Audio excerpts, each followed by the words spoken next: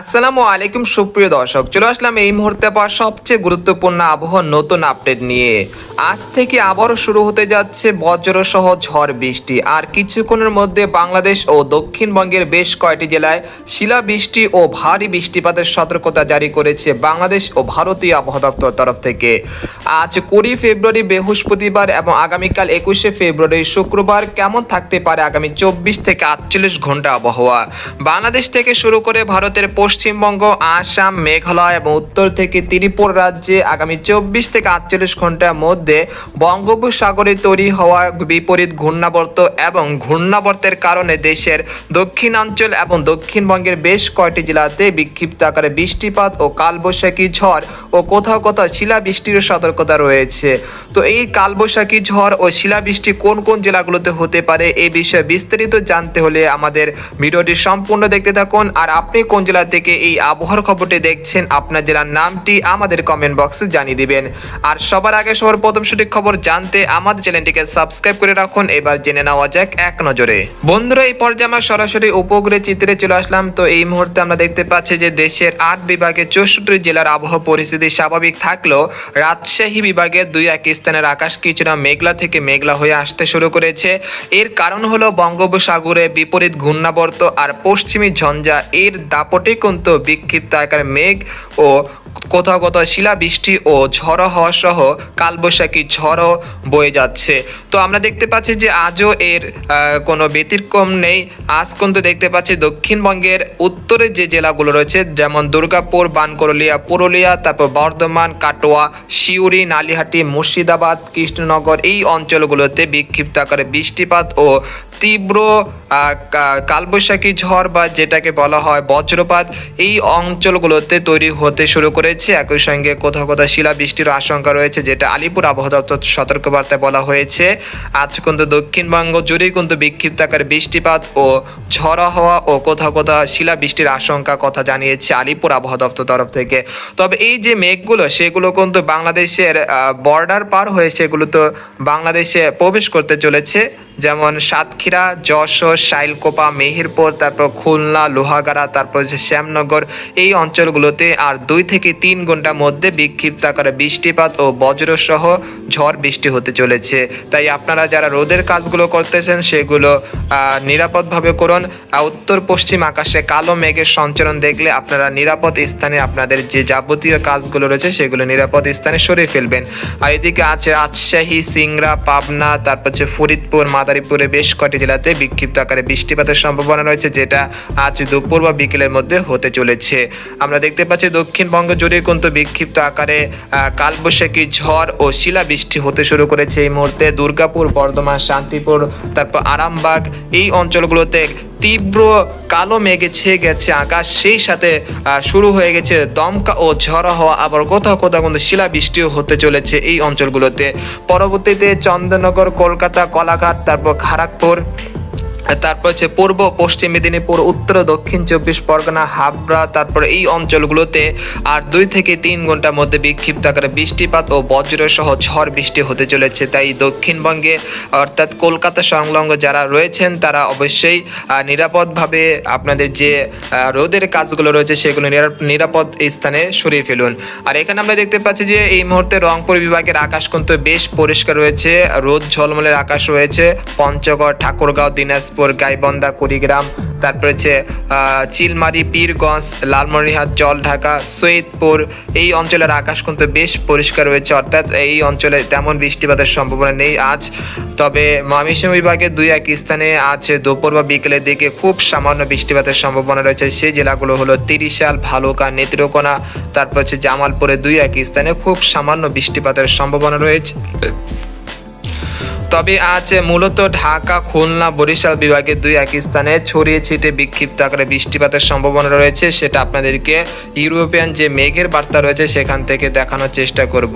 তো আমরা দেখতে পাচ্ছি যে এখান থেকে দক্ষিণবঙ্গে বেশ কয়েকটি জেলাতে কিন্তু তীব্র বজ্রপাত সহ বৃষ্টিপাত শুরু হয়ে গেছে। সেটা কিন্তু পরবর্তীতে অর্থাৎ আজ বেলা 11টা বা 12টার দিকে দেখতে পাচ্ছি সেটা কিন্তু বাংলাদেশের দক্ষিণাঞ্চলে খুলনা বিভাগের যে জেলাগুলো রয়েছে, যেমন যশোর, তারপর হচ্ছে এখানে রয়েছে মাগুরা, তারপর নড়াইল, তারপর হচ্ছে সাতক্ষীরা, শ্যামনগর, তারপর হচ্ছে বাগেরহাট এই অঞ্চলে বেশ কয়েকটি জেলাতে কিন্তু বিক্ষিপ্ত আকারে বৃষ্টিপাতের সম্ভাবনা রয়েছে, যেটা কিন্তু বজ্রপাত ও শিলাবৃষ্টিও হতে পারে। তাই আপনারা অতি শীঘ্রই উত্তর পশ্চিম আকাশে নজর রাখবেন এবং রোদের কাজগুলোতে সতর্ক থাকবেন। আমরা দেখতে পাচ্ছি যে পরবর্তীতে আজ দুপুর 2টার দিকে পাবনা, তারপর হচ্ছে সিংড়া, বগুড়া, সিরাজগঞ্জ এই অঞ্চলে দুই এক স্থানে খুব সামান্য একটি মেঘের আনাগোনা তৈরি হতে পারে। যদি এটি তৈরি হয় তাহলে কিন্তু গাজীপুর, তারপর নাগপুর, ফরিদপুর, টাঙ্গাইল, কালিহাটি, ভালুকাক, তারপর কাপাসিয়া, তারপর হচ্ছে বালিয়াকান্দি, ফরিদপুর, মোকসাদপুর, শিবচর, দোহার এই অঞ্চলগুলোতে বিক্ষিপ্ত আকারে বৃষ্টিপাতের সম্ভাবনা রয়েছে। একই সঙ্গে রাজধানী ঢাকা, মুন্সিগঞ্জ, নারায়ণগঞ্জ, হোমনা এই অঞ্চলগুলোতেও হালকা গুড়ি গুড়ি বৃষ্টিপাতের সম্ভাবনা থাকবে আজ বিকেল বা দুপুরের পরে। এরপর আমরা দেখতে পাচ্ছি যে আজ সন্ধ্যার পর থেকে আবারও কালবৈশাখী ঝড়ের সেল তৈরি হতে পারে, যেটা বর্ধমান এবং মুর্শিদাবাদ, কৃষ্ণনগর এই অঞ্চলগুলোতে তৈরি হতে পারে। পরবর্তীতে আবারও সেটা কিন্তু কিছুটা সক্রিয় হতে পারে এবং আবারও খুলনা বিভাগ এবং রাজশাহী বিভাগের দুই এক স্থানে খুব সামান্য বৃষ্টিপাতের সম্ভাবনা রয়েছে। আগামী 3 দিন মূলত আজ থেকে আগামী শনিবার পর্যন্ত দক্ষিণবঙ্গের বেশ কয়েকটি জেলাতে বিক্ষিপ্ত আকারে বৃষ্টিপাত ও কালবৈশাখী ঝড় ও শিলাবৃষ্টির আশঙ্কা কথা জানিয়েছে আলিপুর আবহাওয়া দপ্তর তরফ থেকে। তাই যারা রোদের কাজগুলো করতেছেন তারা সতর্ক থাকবেন, যারা দক্ষিণবঙ্গে রয়েছেন। এবং আমরা দেখতে পাচ্ছি যে শুক্রবার সকালের দিকে দেশের দুই এক স্থানের আকাশ কিছুটা আংশিক মেঘলা থাকতে পারে এবং তীব্র বা হালকা মাঝারি ঘন কুয়াশা থাকতে পারে খুলনা, তারপর যে রাজশাহী বিভাগের দুই এক স্থানে এবং দক্ষিণবঙ্গের বেশ কয়েকটি জেলাতে তীব্র বা হালকা মাঝারি ঘন কুয়াশা থাকতে পারে, যেটা 10টা বা 11টা পর্যন্ত থাকতে পারে।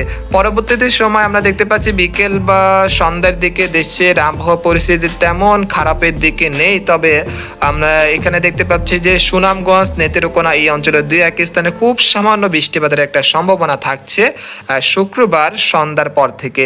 এরপর আমরা চলে আসলাম রাত 8টা বা 10টার দিকে। এখানে আসার পর দেখতে পাচ্ছি যে একেবারে বাংলাদেশ এবং ভারতের যে বর্ডার সংলগ্ন এলাকা রয়েছে সিলেটের, সেখানে দেখতে পাচ্ছি জয়ন্তাপুর, ছাকরিয়া, তারপর বালাগঞ্জ, তারপর হচ্ছে এই অঞ্চলগুলোতে দুই এক স্থানে খুব সামান্য বৃষ্টিপাত হতে পারে। একই সঙ্গে শিলচরে দুই এক স্থানে খুব সামান্য বৃষ্টিপাত হতে পারে। আর ভারতের যে উত্তরবঙ্গের যে রাজ্যগুলো রয়েছে যেমন আলিপুরদুয়ার, কোচবিহার, জলপাইগুড়ি, শিলিগুড়ি এই অঞ্চলের আকাশ পরিষ্কার থাকতে পারে, তেমন ঝড় বৃষ্টি বা কালবৈশাখী ঝড়ের আশঙ্কা দেখা যাচ্ছে না। আর ত্রিপুরা রাজ্যেও তেমন বৃষ্টি বা ঝড় বৃষ্টির আশঙ্কা নেই ইনশাল্লাহ।